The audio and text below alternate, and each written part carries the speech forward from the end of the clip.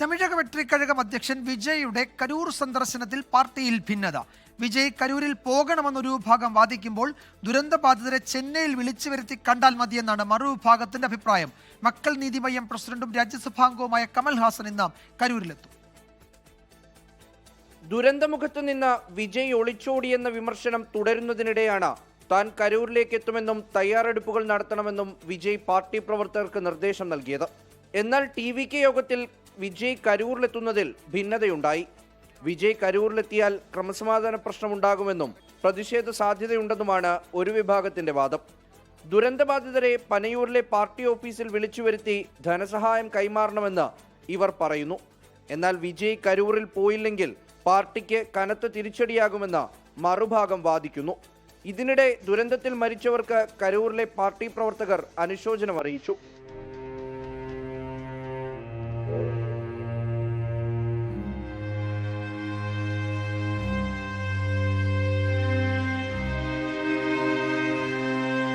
മക്കൾ നീതിമയ്യം പ്രസിഡന്റും MPയുമായ കമൽഹാസൻ ഇന്ന് കരൂരിലെത്തും. സംഭവത്തിൽ SIT അന്വേഷണം പുരോഗമിക്കുകയാണ്. 24 ചെന്നൈ.